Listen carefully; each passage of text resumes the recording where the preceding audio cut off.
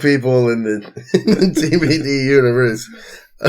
Etienne and I, your resident big dudes, are covering today the wide, wonderful world of Denzel Washington. Willy Wonka. Yeah, not. I mean, actually, Denzel Washington playing Willy Wonka. Okay, that'd be a weird one. But he'd probably do it believably.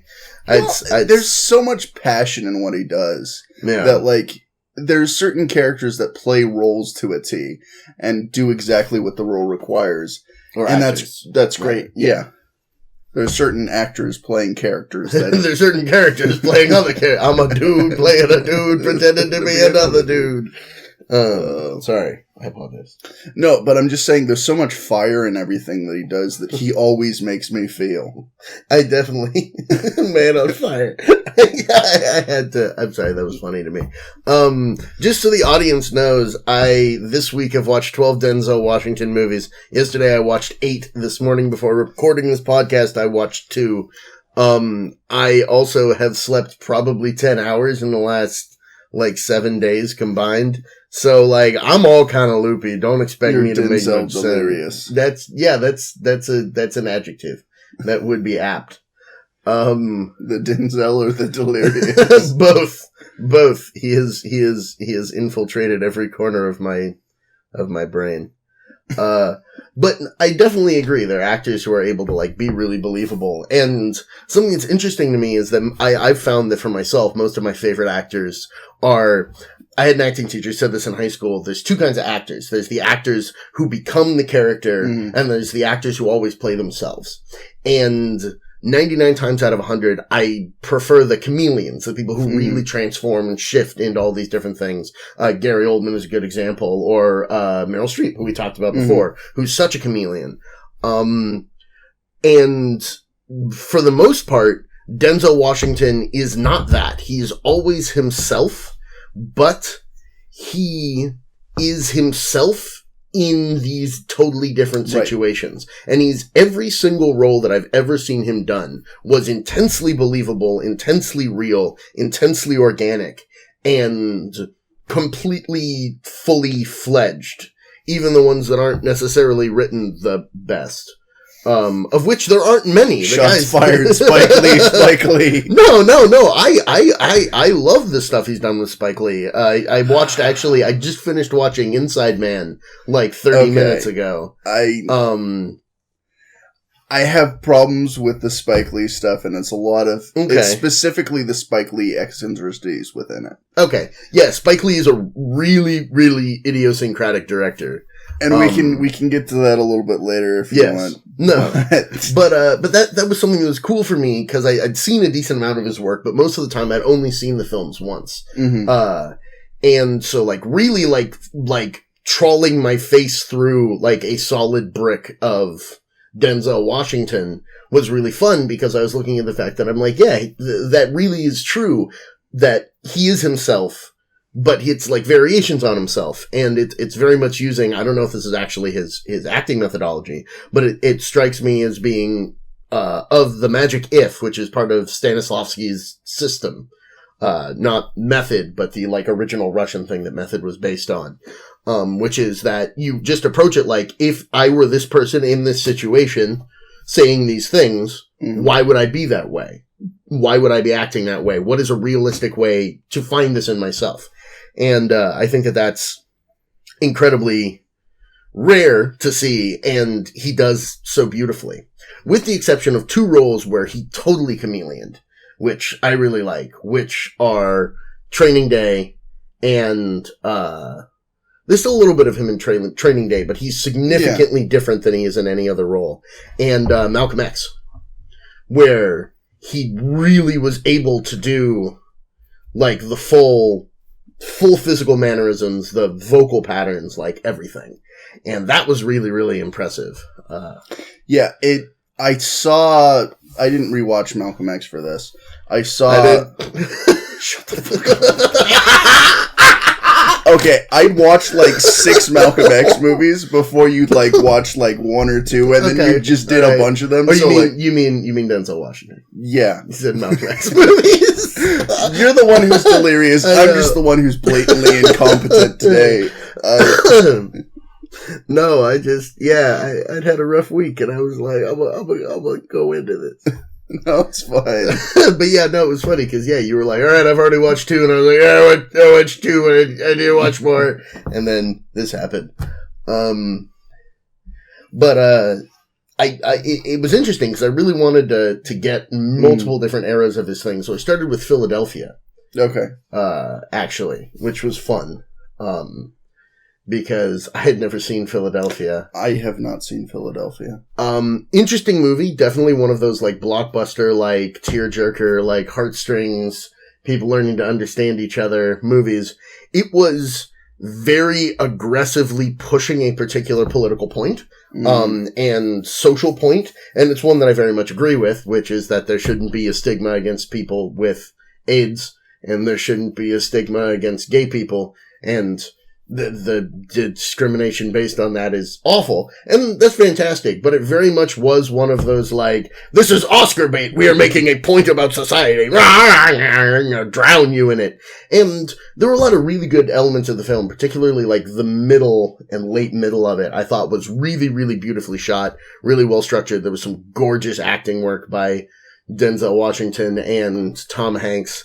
Denzel Washington in it is just a horrifically homophobic lawyer who defends gay, HIV-positive Tom Hanks in his case where he's suing his former employers for firing him because he had AIDS. I'm sorry, not HIV. He has full-blown AIDS. Okay, good. Full-blown AIDS. Thanks for making that up. Like, lesions all over the body, like full-blown AIDS. And so it was a really solid film. But definitely not the lightest note to start on. And they also don't resolve. There's like this whole like big keystone scene that's like a big like transition scene for Denzel Washington where like he's in a drugstore and this guy comes up to him and is like, oh man, I'm pre-law. Like, I love the work you're doing on this case. It's super important. You're doing a great job. I'm watching it all on TV. And he's like, oh great. Look, when you graduate from college, give me a call. Like, I'd love to help your career. He's like, awesome. You want to go for a drink or, And he's like wearing a football uniform and he's like, oh no, I gotta get back to my wife and my baby. And he's like, well, I mean, look, I don't usually pick people up in drugstores, but. And like Denzel Washington's character like loses it on him and is like, you get away from me, you faggot. And like all this like shit in like the middle of the drugstore. And they don't deal with that. Like he does not go back and apologize to that kid. Well, why would he? I mean, he changes by the end of that's the whole point. It's his attitude changing over the course of the film. Although it would just be like straight great like lawyerism. Like, I don't fucking believe in anything that you stand for, but god damn it, I'm gonna defend the shit out of you. Well, he actually turns him down at the beginning. He's like, you got AIDS and you're gay. And Tom Hanks is like, wait, really? You're not doing this for personal reasons? Yup. And it's like, wow, that's all right. It's a weird movie. I don't know. What movies did you watch? I'm sorry. I realize I'm just rambling. That's fine. I watched He Got Game. Okay. John Q. What's that one? Man on Fire. Okay. Manchurian Candidate. Ooh, I did not do that. Training Day and Inside Man. Right. You did Inside Man too. Yeah. Which is awesome. Well, going back to the whole Spike Lee eccentricities, I started with He Got Game because I completely forgot about that movie. I don't know it. But it was one of the first few films I saw in cinema and theaters with my folks. That you saw even see them. I'm broken today. Here are words. They are not the words that I mean. They are words of Russian, man.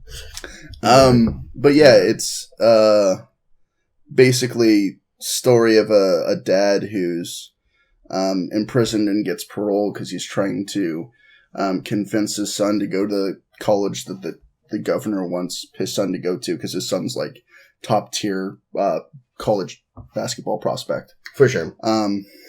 And it had a lot of feel because, again, it was, one of the first movies that I saw in theaters with my folks. But there's the thing that I object to most with Spike Lee films, which I also saw played out in Inside Man, is the interstitial, like, interview things that are very clearly not in the flow of things, and they take me out of the moment. Okay. And there's a lot more of that in He Got Game, and a lot more of it's not as well placed. It's like, oh, hey, this is everybody else from the basketball team. This is all of, like, our hopes and dreams. Here are bits from the community, which don't have to deal with either the kid or his father directly. And, like, I get that you're trying to make a larger picture of here's the issue, here's a lot of what people are going through that are going through this type of situation. Yeah. I get that. That's great. But it completely ripped me out of the flow of the story. I 100%, excuse me, I 100% get that. And the two Spike Lee films that I've watched for this, which were Malcolm X and Inside Man, are both examples where I think he does it really well. Like the interviews that are interspersed in Inside Man, do like slow down the action a little bit, but I think that they work so well in terms of illustrating that flip side of it. It's that dual construction moving back towards the for sure inciting incident point. And that's why it works for me in Inside Man. I could definitely imagine, I didn't know that was a wider part of his style, but that makes a lot of sense considering that both of those, which I think are the only two Spike Lee films that I've seen. Did he do 25th Hour? I don't know offhand. The Ed Norton film? I feel like that's him. It's really his style, and that one does not have those. But knowing that that's like a wider style of his, that makes a lot of sense. And I can see that being really obnoxious in that. Yeah, I didn't particularly enjoy it in Inside Man. There was connection there. Yeah. And I was like, okay, I don't completely hate this, but like, I don't know. There's a lot that I think would help him if somebody was just like, okay, this is the story you're trying to communicate. Stick to this line. And if you want to do something long, like, He Got Game definitely needed trimming. And I think some of that could have been like, for sure, the interviews and stuff. Again, it's like the story that you're trying to tell. And like optimizing that. You know, I totally loved Denzel Washington and it as Jake Shuttlesworth, Jesus Shuttlesworth's pops, who's in prison for killing his wife accidentally. There's a flashback later on that it's one of those random chance things that he didn't mean to do it, but she died. And he got the manslaughter. That burns. Well, the other thing about it is that truly, like, every piece that Spike Lee makes, from my understanding, and again, I'm not super well versed in his work. I've seen some of it, but not a huge amount. But he is very much a director of the black community, and all of his pieces are explorations of elements of the black experience in America and, like, love songs to that community. You know, up to and including, like, I really want to see, Chirac. I'm not familiar. He released a film that is a modern adaptation of Lysistrata, the Greek, satire. Okay. In, like, modern Chicago. With gang warfare. Interesting. Do you know Lysistrata? I've heard a little bit about it, but not super familiar. Basically, all of the women of Athens decide not to have sex with any of the men until they end the fucking Punic War. And, yeah, that's basically the story, and it ends the war. Because the men are like, wait, shit, weekends to get laid. Yes, and I'm really interested to see that.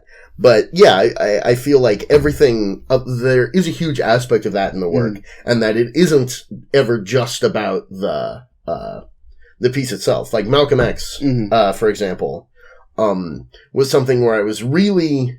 It's such a wide scope. It's a 3.5 hour film, which I didn't realize going in until I turned it on and was like, wait, whoa. Cause I was like, I'm going to watch American Gangster. It's like 3 hours and a little bit of change. I'll watch the Malcolm X. Oh, well, this is a much bigger check that I just cashed. Well, I have to watch this because, like, it's one of his most famous, and I'm very, very happy that it is. Fantastic film.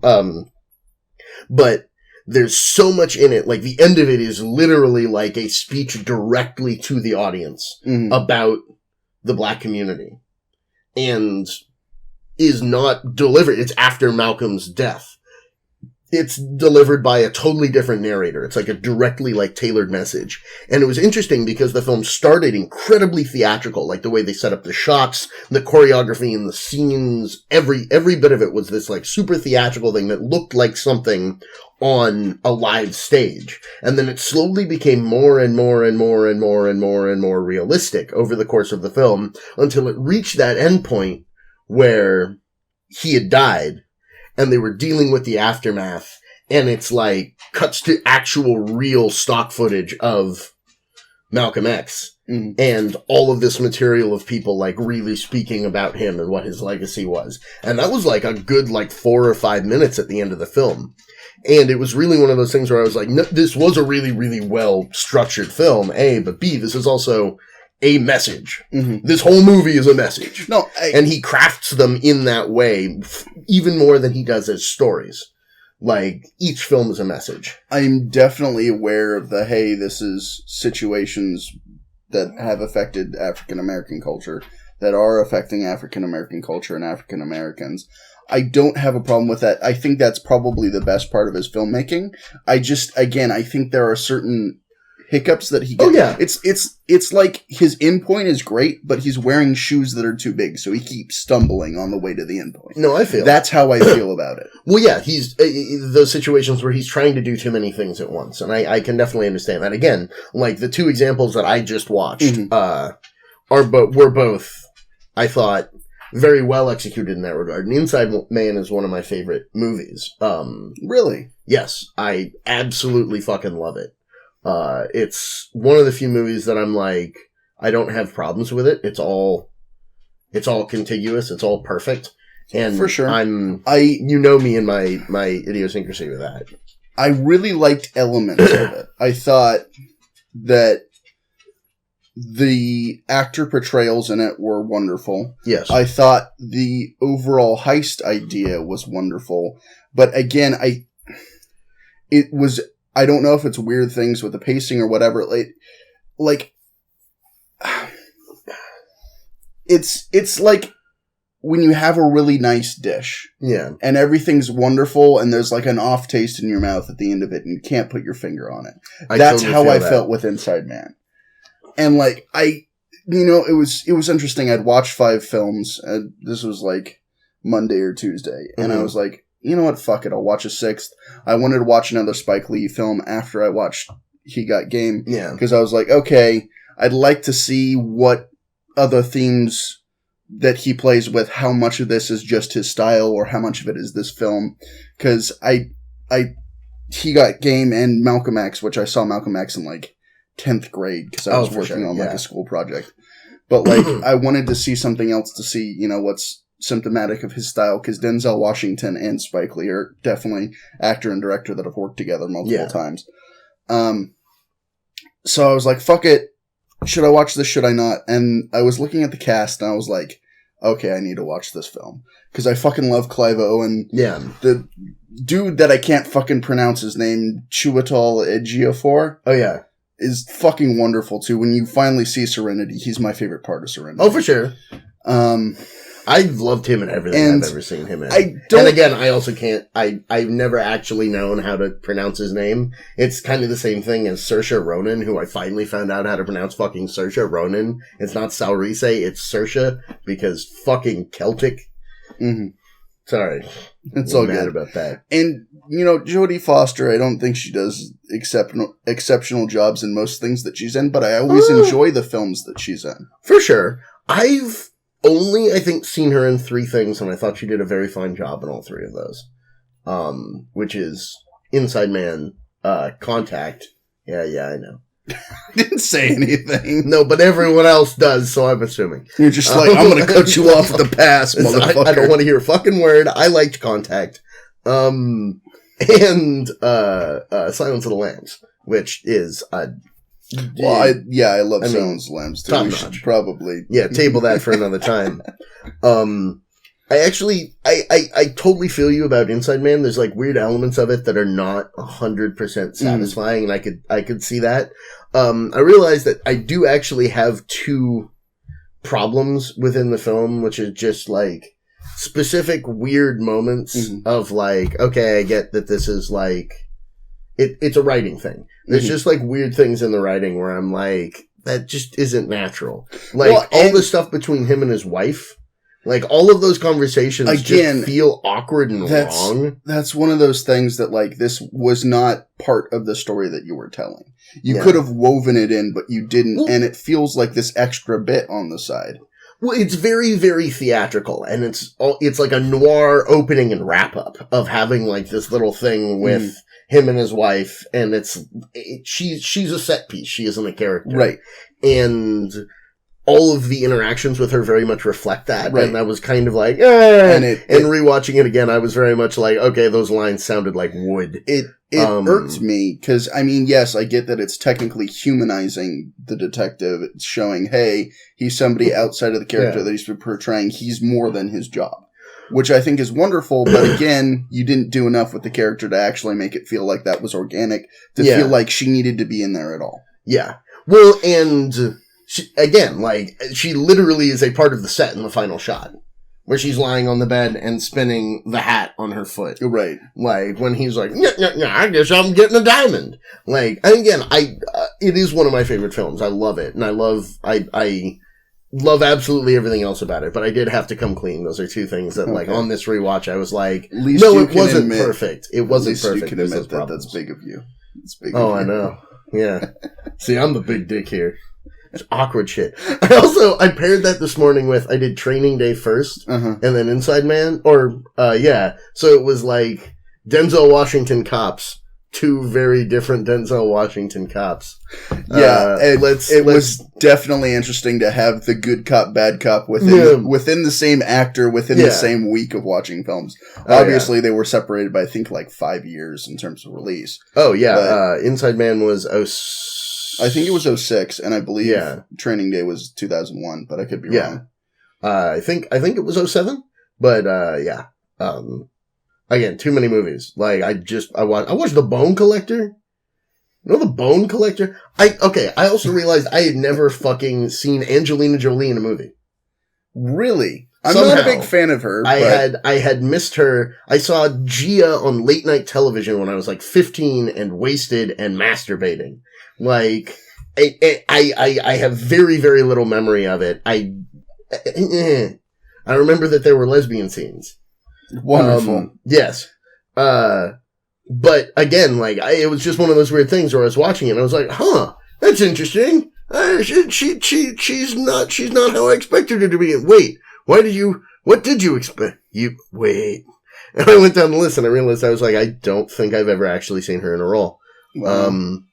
But Bone Collector was actually interesting. Queen Latifah. It's Denzel Washington is a quadriplegic, like mind quad. Basically, well, he's like profiling Sherlock Holmes guy, but he's a quadriplegic now because of an accident on the job, and there's a serial killer who's like sending him like taunting messages, and they're trying to figure out who it is, and Angelina Jolie is like a beat cop who's trying to transfer to the youth division, but he sees like a spark of something special in her, so he like pulls her into the high stakes world of profiling. It's a lot of fun. It's not the best movie. He was a great performance. He's a very realistic quadriplegic, and I thought he did a good job of that. He actually like almost wins a fight scene as a quadriplegic, which I thought was a brilliant piece of filmmaking. I mean, if it wasn't Denzel Washington, I wouldn't believe it, you know? It was the weird thing, going back to, like, Training Day and the good cop, bad cop thing. Yeah. That I liked a lot about Training Day, but Ethan Hawke kicking as much ass as he did in that film was just weird to me. Especially coming off of Gattaca as my other main, like, Ethan Hawke. Like, oh no, where he's worthless. Okay. Like, that was definitely, like, straight up element of disbelief out the door. Ethan Hawke, you're not that much of a badass. Okay. I'm sorry. Okay. Well, I like what he does in it because at the end of the day, he's not an amazing badass. He's a cop who transferred and trying to get into a different department, and he's an incredibly fucking... I mean... He's highly committed. That's his superpower. Yeah. He is highly committed. And the ride that Denzel Washington takes him on, figuratively and literally. Well, and I was watching this time through. It's funny, the turnaround... They build it, the description on Netflix actually really pissed me off because it was like, he soon begins to suspect that his training officer might actually be a thug himself. And I'm like, but he doesn't suspect that. It's the fucking... He actually totally convinces him that he's on the side of good at the end of the shooting. When they drive away, that's literally the point where he was just like, it's like, you can make a difference, son, but you have to do it from inside the system. He sells Ethan Hawke. Ethan Hawke is on board. And then he betrays him. Right. Simply because he doesn't give a shit and he doesn't want to deal with the loose ends because he's on too much cocaine. Because I was something else. I was just like, all of these movies of Denzel Washington doing cocaine. I watched Flight. So much cocaine in Flight. There's a lot of cocaine at the beginning of Malcolm X. Anyway. I noticed it is exactly 2/3 of the way through the movie when they get to the Latin gangbanger's house and he sells Ethan Hawke up the river. Jake. Up the river. And it was funny. It's a 2-hour movie and it happened at 1 hour and 20 minutes. And I was like, that's awesome. It has the classic 2/3 and it builds and it hits this point and then it turns around on you and then resolves it. And I was like, that's a beautiful piece of just classic structure for this work right here. And Denzel, just great job. Great job in that movie. He gets rid of so much, there's generally so much everyman in his performance. And that's part of what makes it so organic and so real. And I feel like in that one, he drops a lot of the everyman. The everyman is like a mask that he's putting on, and you see it slip off. Because this is not everyman. This is a man who thinks that he is better than everyone else.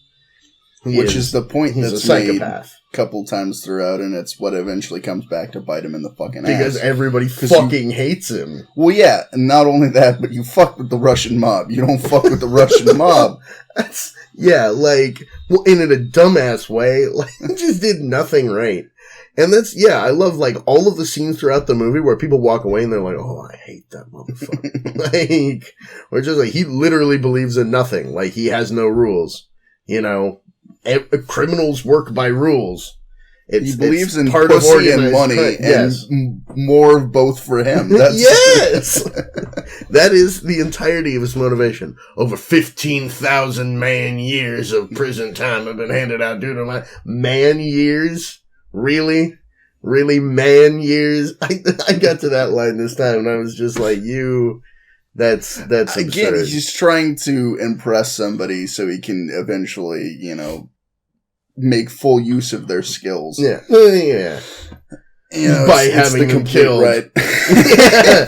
Well, that's what I love, is that I'm pretty sure that the whole, he's been planning it the whole movie. So. There's the line, did you just plan this out today? I was like, no, I've been planning this you've been planning this all day. I've been planning this all week. Yeah. That's the exact line. And I was just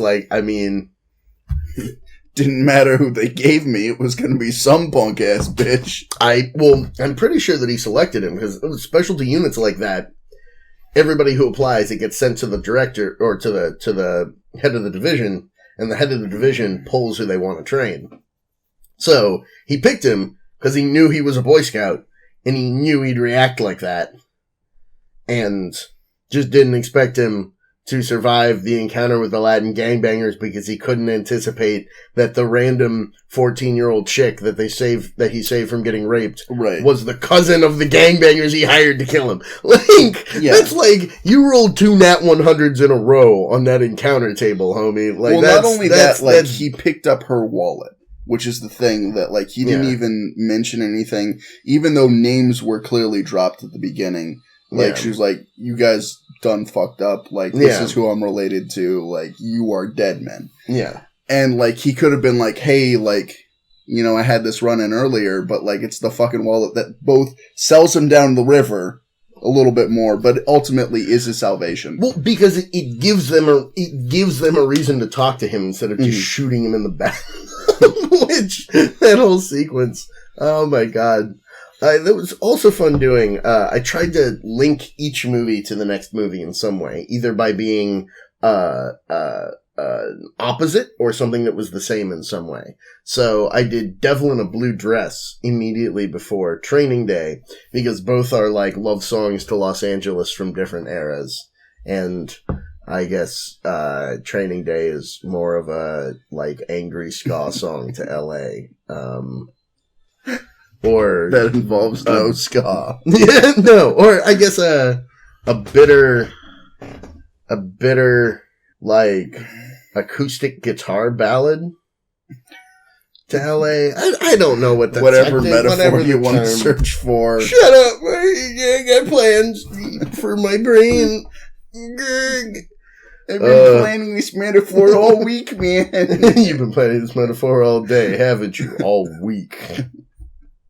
Because after all, you shot Doug, or whatever the fuck that guy's name is. Who's the actor who plays Stick on Daredevil? So that for me was funny because I didn't pick that up. I mean, I've definitely seen season 1 of Daredevil. I'm familiar with the character. I didn't pick that up at all watching that, but it's interesting now that you mention it. Yeah, it's Stick. I do too much of that. Well, it's that actor. Yeah, it was,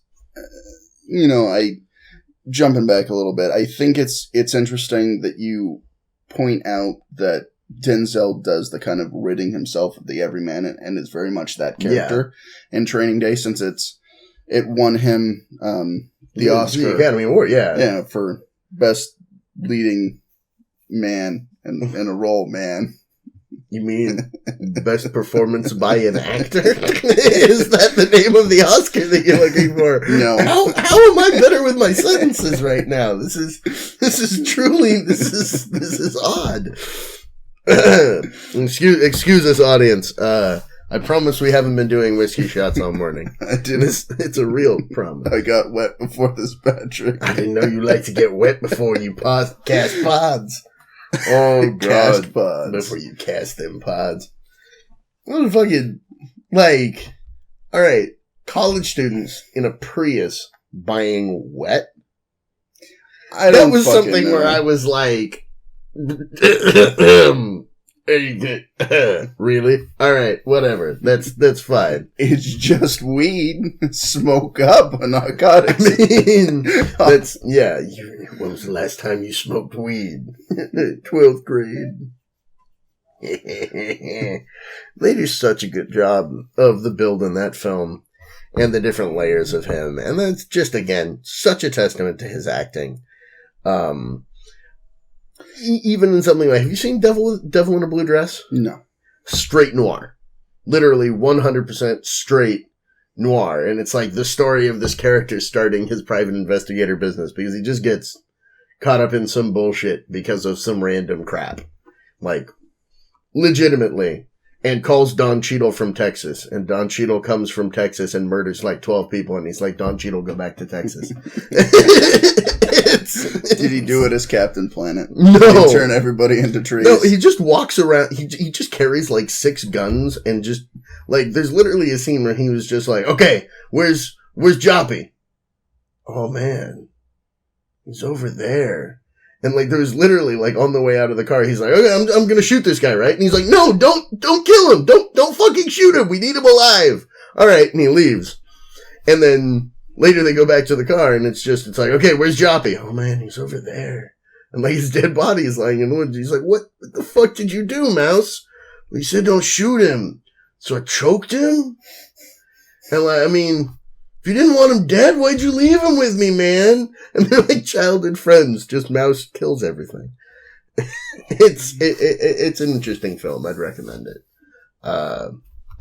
There were the good people in it. I can't think. Well, of them that's right something now. too that I noticed is Denzel Washington is a great fucking actor. Yeah, but there's a lot of films that he's in where I'm like, oh shit, this guy's in it too, or this chick's in it. Like, he's a great actor. He's in good films, and there's good people around him. Yeah, like something that really tripped me out prepping for this podcast, watching different films, is fucking Robert Duvall is in John Q. Yes. And we just did The Godfather. Yes. Fucking Meryl Streep is in Manchurian Candidate. We just did Meryl Streep. And that's a good point. And there's the fucking Godfather reference in Inside Man. Yes. When he's like, do a Michael Corleone on all these. Do you reject Satan? I do. Bang! Bang! Like, that whole sequence.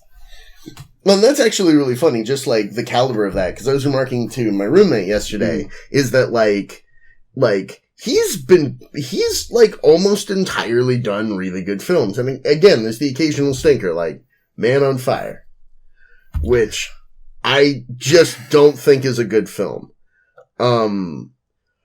Say your piece. I've got some things that I want to say about it. No. We can definitely debate that, because, like, I watched that one again, and I was definitely like, nope, I agree with my first assessment.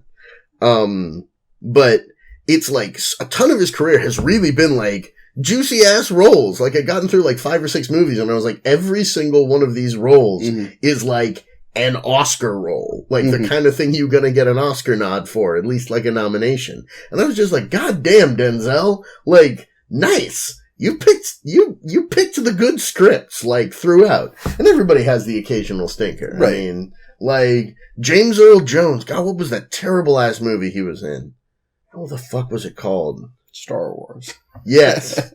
We all know how much I hate Star Wars. The uncredited role.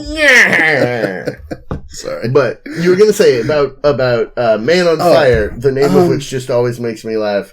Because I honestly would have preferred just 2.5 hours of Denzel lighting people on fire. Washington lighting a guy on fire, or chasing a man on fire around the planet, or Denzel Washington on fire beating people up.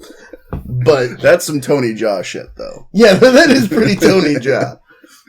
I think the problem with it, I think it's a decent to good film. Okay. I think the problem that it suffers from is there's a lot of tropes in it that are in other revenge films that I vastly prefer to it. Like, there's a lot. Taken. I actually haven't seen Taken. It's a well shot version of Taken. I know it was produced a year earlier. Right.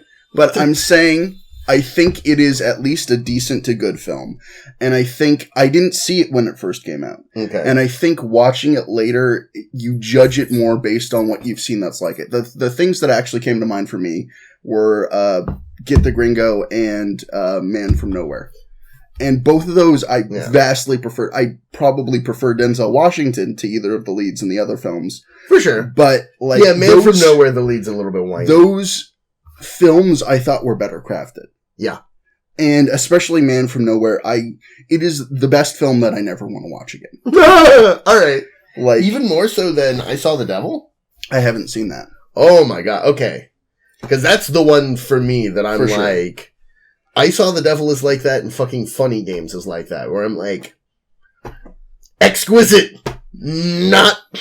Keep it. Yeah, well, Man from Nowhere was definitely, like, the edge for me. I haven't gone past it, so I don't know, like, hey, this is definitively where I can't. Yeah. Like, it was so well done, but so repulsive with elements of it that, like, it's just if I hadn't have been watching it, like, in a room full of friends, I probably would have stopped the movie or walked away. Like, just... The trunk, like, that whole movie is so vicious. Yeah, And I can definitely... Yeah. But there's that whole thing of you have a man who's capable for whatever reason, be it legitimately or illegitimately. You have him. Well, yeah, that. Yes. Yeah. No. I feel you. Yeah. And you have him lose his capability and then find it in post the humanity of friendship with young girl or young boy. Yes. And then that person is removed from their life and they just go berserk. Yeah. There's definitely elements of that. And that definitely, all of those movies, and I mean, I haven't seen Taken, but like, I know enough of Taken to be like, okay, there's definitely echoes there too. So again, common trope, other movies did it better. There's also some lines that I think didn't need to be in the movie. Yeah. Like, especially that, we all know that he's gonna fucking kill everybody. He doesn't need to say that. Yeah. That, well, I think that all of the writing in the movie is shaky because, again, even the stylistic choices, like of having the words like appear on the screen, it's such a like I'm shoving your face in the overall point. It's that thing that I was saying earlier about like Spike Lee's movies having a message. They're movies with messages. That is literally like here, drink from this toilet. Do you like it? Here's the fucking message of the movie, and it's about that, not about the goddamn plot. And at the end, the plot isn't even particularly coherent. Like, why'd they keep her alive? There was probably reasoning there. Probably sell her into sex slavery or something. Then why isn't she sold into sex? It's been long enough. Right. She should be gone. She should be gone. It makes no fucking sense. The scene under the underpass, where he puts the pound of C4 up the guy's ass, or however much C4 up the guy's ass, is literally, there's a scene, there is an identical scene in Taken, where he kidnaps the guy who's like the big high guy in the organization, and puts him in the thing, and is like, where's my daughter, or where's the little girl? Whole fucking thing. Tortures them, and then is like, okay, well, here's the end game of it. And if you don't give me what I want, then I'm going to walk away and you're going to die horribly. And they're like, wait, I'll tell you. And then they're like, I lied. I'm going to kill you anyway. And then walk away all badass. And they're, no. And then they die horribly. But it's so much better done in Taken. In Taken, he takes the guy to an abandoned building. He stabs electrodes into his thighs and hooks them up to wires attached to the building's electricity. And starts electrocuting him and interrogating him. And at the end of it, he's like, all right, Marco from Tropoia, I don't have time to waste because I know there's a tight turnaround on these things. So if you can't give me information, I'm just going to turn the power on and leave. And you're going to stay here with the power on, electrocuting you incredibly horribly until you're dead. The power company turns off the power because no one's paying the bill. So what's the deal? And he gives him the info and is like, go fuck yourself. And cranks the electricity and leaves. And that to me was so much more chilling and so much more realistic than, I've loaded your anus with C4! Now the detonator is in my... It's like full on like Bond villain complexity. Like, what? What? It sounds badass. That's... yeah, like, I put it up your ass. Like, I just... You know... That bothers me every single fucking it's fine. time. And I think we're on... like... not even different sides of the same coin. Like, you're staring at a coin head on, I'm looking at it 3/4. Like, yeah. I'm not completely defending this film. It's definitely not the best Denzel Washington film. You said it's a moderate to decent film. Like, I said decent to good, actually. Oh, decent to good, okay. But, I mean, again, splitting hairs. There were also, like, yes, you brought up the ending. The end of that film is way happier than it deserved to be. No! She should be dead! I thought it was... when she was dead, I was like, oh, they killed the little girl. Oh, I'm into it. And then they fuck it all up. They just muck it all up. There is some intrigue, but they kill a lot of it really early on without... It would have been a better film had they kept the intrigue. Well, and if you're gonna do a film about bitter, alcoholic Denzel Washington, do Flight, which is literally just 2.5 hours of bitter, alcoholic Denzel Washington. A great film, very harsh film about alcoholism that just doesn't... There's like a prolonged montage of him wandering around his father's farm, pouring out all of his booze stashes, and there's like 20 of them. Damn. Like, it plays all of Ain't No Sunshine When She's Gone by fucking, what's his name? I'm very familiar with the fucking song. Wrote it. Oh my God. I don't remember off the top of my head. Oh, I could kick myself in the teeth. I won't because it's actually physically impossible. I actually couldn't. Not right now. I have too much of a beard gut right now. Anyway. Gotta get a little bit more limber first. Yeah, a little bit more limber before I can hurt myself in that specific manner. But that whole sequence goes on, and then it ends, and then he goes to the barn and starts emptying the booze stashes in the barn to silence. Flight is a great movie, by the way, if you haven't seen it. Just, it's a stern warning of things to come for us. It's a stern warning.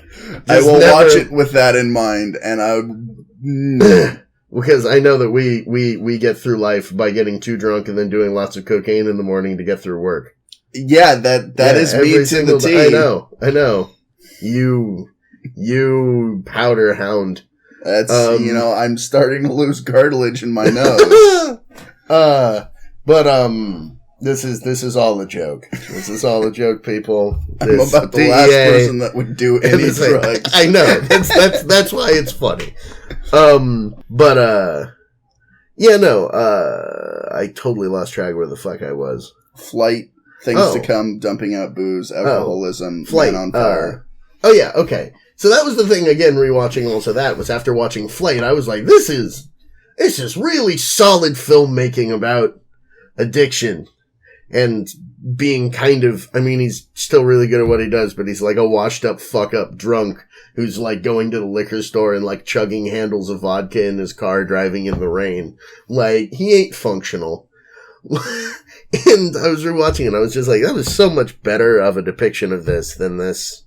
It's a schlock fest. Mm-hmm. And it's a schlock fest that thinks it's something deeper than a schlock fest.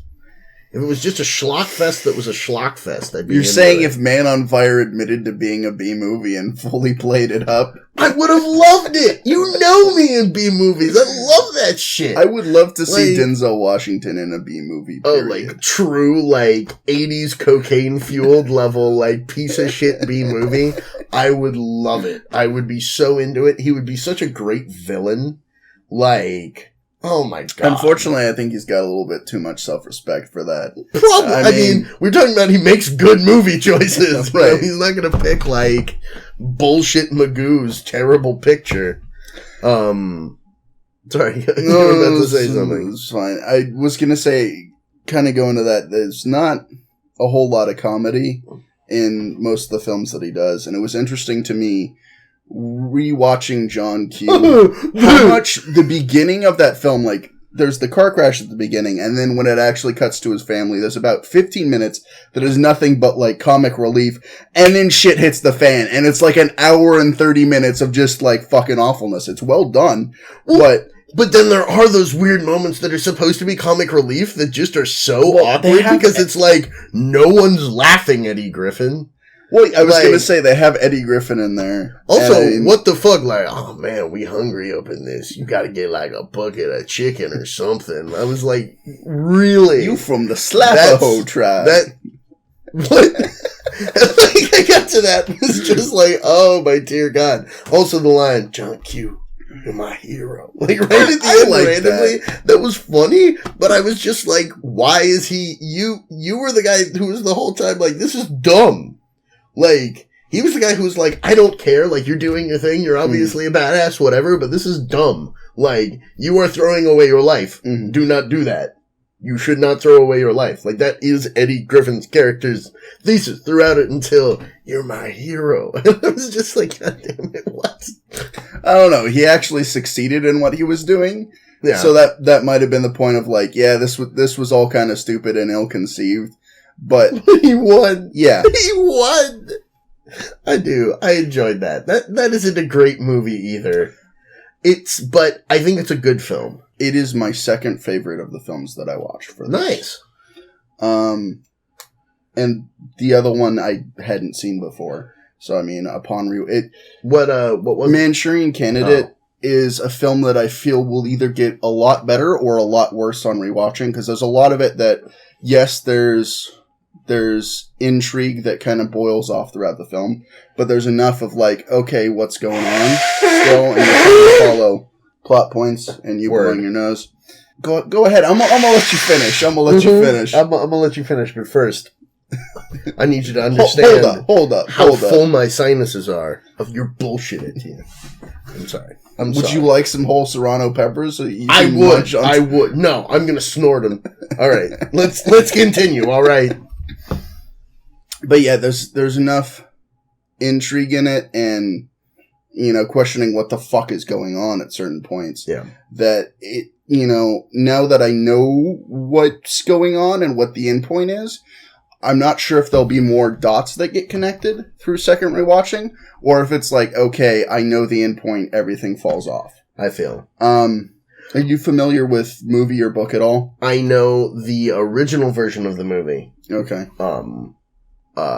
In terms of reputation, I know the concept, I know the plot line. Okay.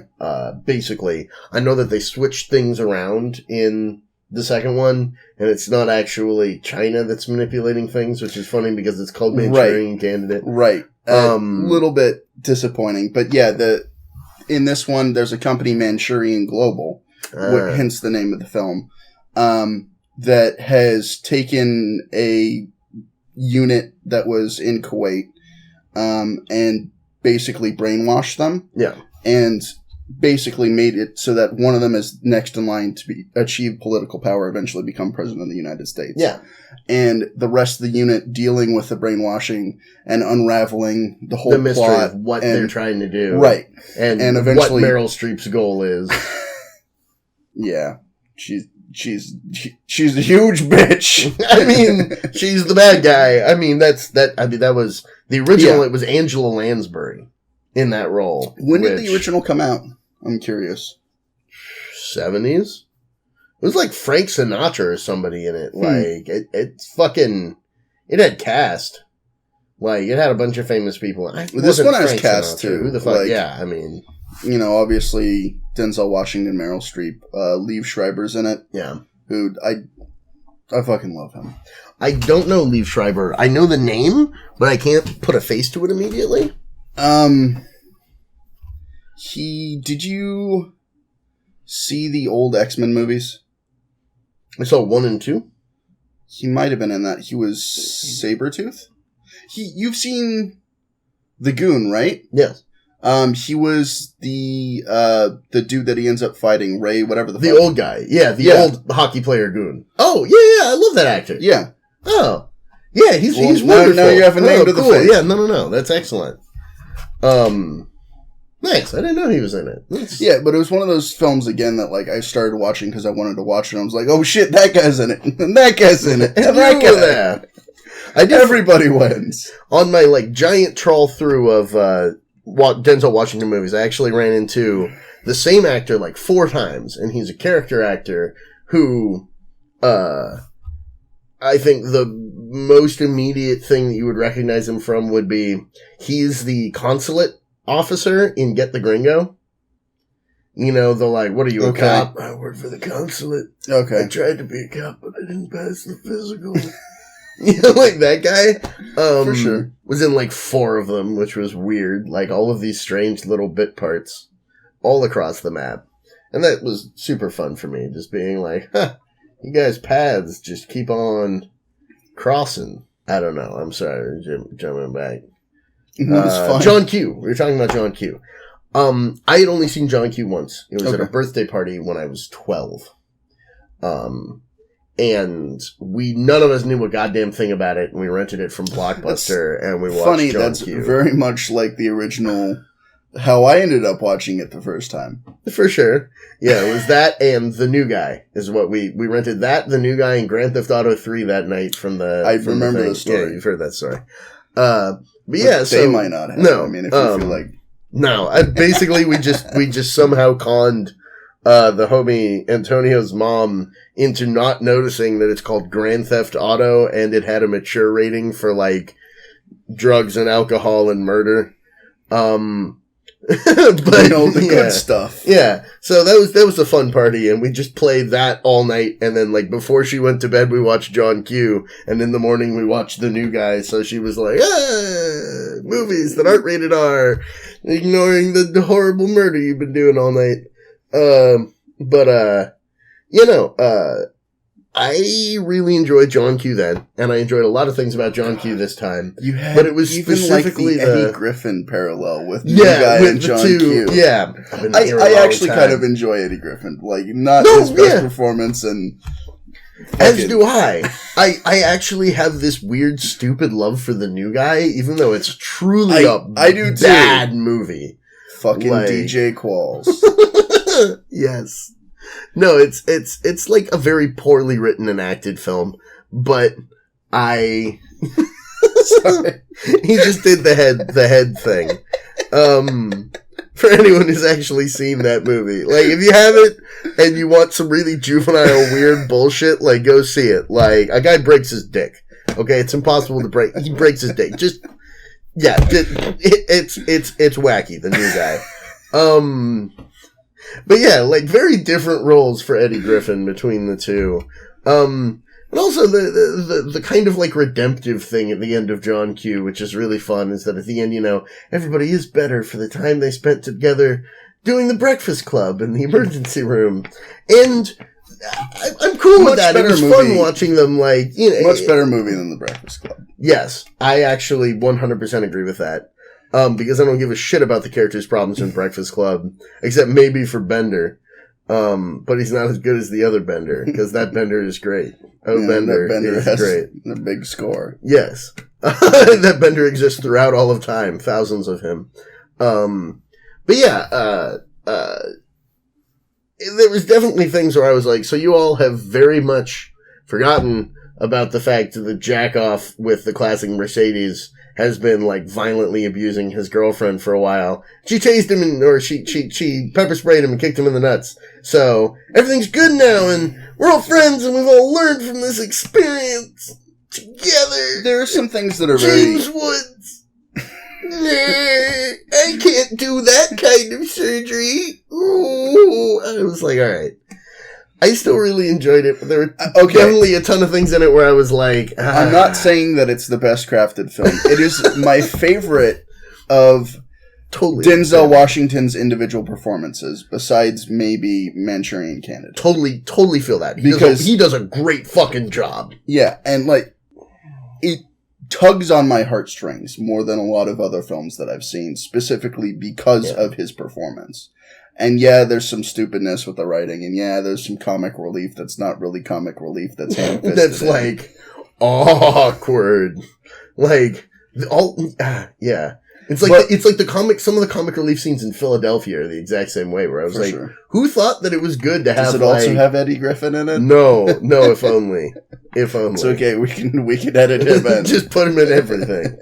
Just cut in shots of him going, I've been in here a long time. Like, randomly throughout Philadelphia. Like, I have AIDS. I've been in here a long time. It's absolutely stupid. I just want Eddie Griffin every movie now. Braveheart with Eddie Griffin.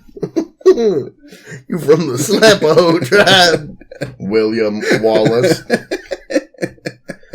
Fucking Patrick Stewart do the voiceover to, like, add in the necessary connector lines. How are we just what are we just talking about? The problems with John Q, the comic relief in both John Q and Philadelphia, and how it doesn't really fit with the rest of the film. I did find it in terms of Denzel Washington's performance. That was another one where I was shocked by the amount of physical transformation he was able to do. Like, he was still very much like, I am Denzel Washington, but instead of my usual razor sharp wit and, you know, I'm actually educated despite your preconceptions, which is in a lot of his roles, he's the like, I'm working class. I work in a factory. Yes. I don't know what that word means. Please explain it. like very much like blue collar, that is like his most everyman role. I got insurance. But I'm insured. It says full coverage. Yeah, but see, there's these things. But it says full coverage.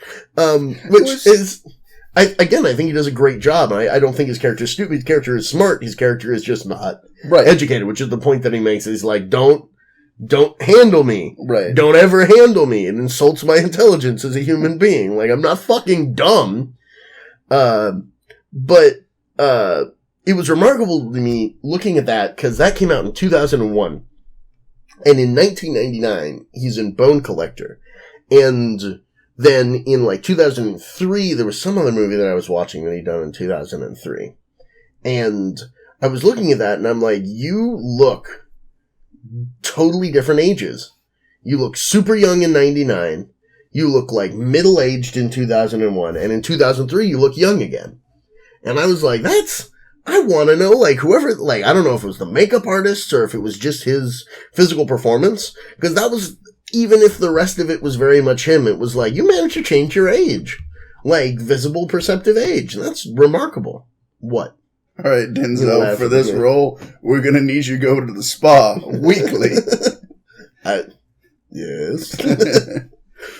I mean, I didn't get to see Hurricane, which I did really want to watch for this, because that is supposed to be another one where he's very much a chameleon. He, like, studied boxing for a year and did, like, intensive physical training for the various phases of Hurricane's life. Do you know about that?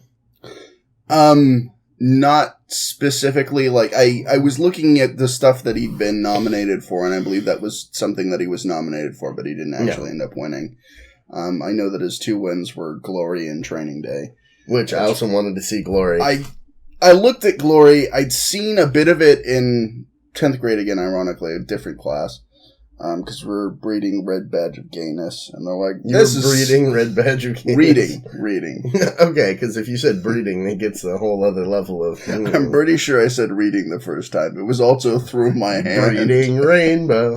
I'm sorry. It's taking the love of LeVar Burton to the next level, Patrick. Yeah, I know. I mean, we've all discussed Good Guy Jordy. Anyway, I'm so sorry. But back on topic. I just looked at that and I was like, okay, I've seen part of this in the past. I can't stomach Matthew Broderick's stupid fucking face right now. The man is a fucking pygmy. He hasn't fucking changed. The baby face looking motherfucker with the stupid little soul patch. I couldn't do it, Patrick. From Ferris Bueller till now, he's got the same goddamn face. I mean, it's not quite that bad, but yeah, the motherfucker's got a baby face, and that shit ain't ever changing. I just kind of want to Sorry, punch Matthew. him. I just kind of want to punch him in the stupid fucking face. There's a technical term for that, actually. Backpfeifengesicht. It's German. It means a face in desperate need of a fist. That's the literal that's what I translation. believe that he has. And, I feel I didn't always feel this way. I just don't know what... It's like Bam Margera. No, like, it's cool. Bam we all Margera have people... I think deserves to be punched in the face. Well, too. I think he both deserves it, and he also just has the face. Like, there's sometimes people where I'm like, I know you're a good person, but I want to beat you while I'm, like, repeatedly, like, shoving your head underwater. Like, I want to give them the Barry the Baptist from fucking Lock, Stock. You know that? Yes. Yeah. Obviously, you know Lockstock. What are you talking about? There's a lot of films that both you and I haven't seen, so for one of us to say to the other, like, obviously, you know that film. Okay, it's true. It's naive. But,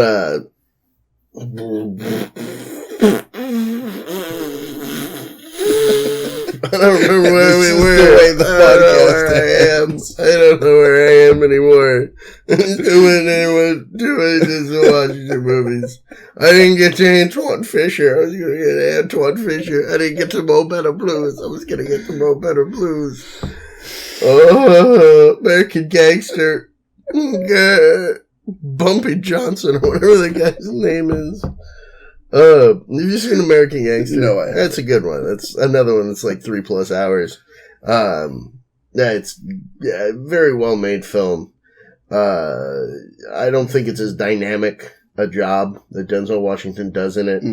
But he's playing like one of the first like really big, or I guess not one of the first, but one of the big 20th century black crime bosses in it.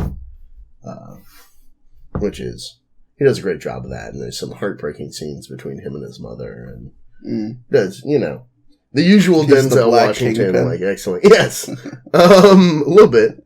And that was actually something funny, especially considering that I don't know if you knew about this, it's actually a podcast called Denzel Washington is the Greatest Actor in the History of the World. Where they've, like, had Spike Lee on multiple times to, like, discuss why Denzel Washington is the greatest actor in history. Spike Lee, clearly you agreed, but could you shed some more light? No, he agrees that he is the greatest living actor. However, it's difficult to say, living and dead, who is greater. Unlike Michael Jordan, who we can simply name as the greatest to have ever played the game. I was listening to one of these podcasts a couple of days ago, kind of as for sure fuel for the fire, and just as an interesting, like, interesting. That's part of why I wanted to be as prepared as I have been for this podcast in terms of seeing a wide variety, because I wanted to be able to actually give a response to that thesis. And I can't say that he is the greatest actor ever. I think that he is a fantastic actor. I think that he does a great job, and he uses a style that is dramatically underutilized in Hollywood today, and does it with unique personal flair and style, and has fantastic technique in something that I don't usually like as much, and usually has less technique, but he's using more technique to do it, and I love watching that. And it was a pleasure being able to swim in nothing but Denzel for I think 20 hours. Whenever you say, greatest actor or greatest living actor, it adds an air of permanence to it. And I don't think that's something that one can really unequivocally say about anybody. Yeah. I definitely love Denzel's work. It's worthy of all the respect that it's gotten. If anything, it's deserving of more respect. Yes. And there's a certain fire that he brings to everything that he's done that, again, we talked about earlier, but part of me wonders if it's specifically a bit from his pops, because his pops was a minister, and having that passion and the specific, oration skill that he's perfected. You can definitely see a bit of that in his overall style. But you can also look at things like, do you know his production of Fences? No. That he did? Fences is a really harsh live play, and it's another one where I could kick myself in the fucking face. I can't remember who the goddamn author is. Fucking seminal author. Driving me nuts. But it's a really harsh piece about family dynamics in, within poor black family, with the overall context of the harsh realities of being black in America. And he does an absolutely glorious job of it, and is just that's another one that's pretty different from the other stuff that he's done. Wonderful. And is very different from that kind of orating style that is very similar to his father's. Which is another counterpoint that I hadn't thought of within his work is really, it's part of why he was so ideal to play Malcolm X in Malcolm X. Is that's a huge part of his speaking style, is that oration. And he already had that down. That's cool. I never knew that piece of data. Do you know that they burn the American flag in the opening credits of Malcolm X? I didn't. Awesome. It had certainly been a while. Anyways, this, for many reasons, was one of my favorite podcast preps to do. Yeah. In terms of going back and reliving specific moments of my past that had touched me in terms of, experiences with family, experiences with cinema in general, and definitely something that inspired me both in things to do and to not do in filmmaking. Yeah. Which I'm definitely thankful for. And I hope that at least part of that has played out and come to fruition in the past hour and change that we've done. And I'm sorry that it hasn't. At home. And really, the main difference between you and whoever you're idolizing and whatever it is that they're doing is that they're doing it and you're not, so go out and do it. Oh, yeah. No, everybody should be creating all the fucking time. It's the only way to actually create anything good is to constantly be trying to put out something. And 99% of what 99% of what 99% of us make is crap. If that makes sense. 99% of what 99% of people make is crap. And that's the way it is. And great artists still generally mostly make crap. You every once in a while meet those artists who it's oh my god, everything you make is fucking right. Gold. But that is the exception, not the rule. And we here at TBD encourage you to go out and do you make those arts.